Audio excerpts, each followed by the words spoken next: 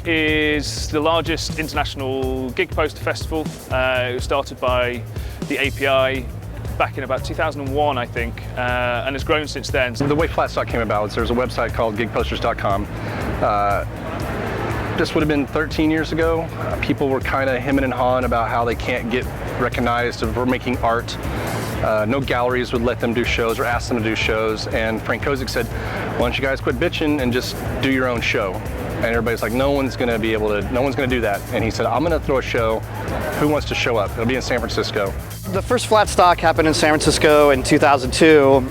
It was a direct result of the community on gig posters. All these poster artists kind of found each other, and that platform provided a forum for them to start that first show. And no one really, it was more of just kind of a gathering of like minds to party together and share their work. A gig poster is a designed advertisement, usually hand printed and designed for a live concert, whether that be kind of music or comedy, which is made in limited editions, both to sell as merchandise at the event and to act as advertisements, and then becoming an artifact after that fact. We've been doing it for a really long time. The Landland thing started in 2007, but we had been doing stuff before that. It's kind of everything that you could imagine. You have your own posters, I have my own posters. Sometimes you sketch something and I do the line work and then you color it, or you draw something and I color it.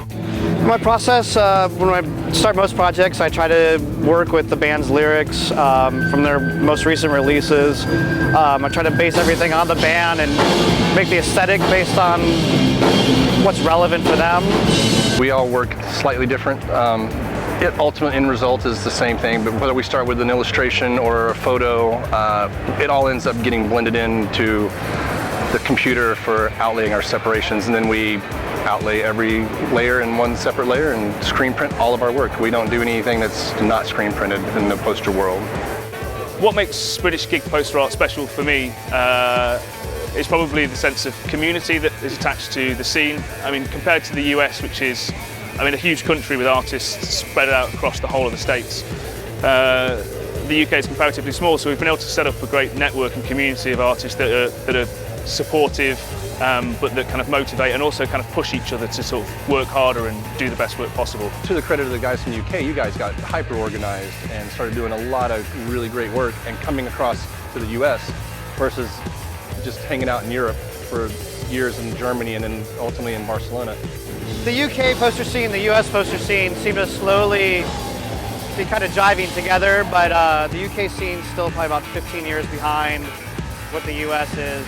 I noticed that too. I feel like it comes off as more experimental in a good way though. Like yeah, and with just in Europe too, I feel like there's more like interesting experimental stuff. So I guess that might have been like what this was like probably a while back, before, Now we're all settled. Things I love about gig posters, I love the creativity, I love the breadth of artwork, I love the vast amount of difference that you can have between one artist and another. I love the amount of freedom that you get given as an artist to kind of produce those things.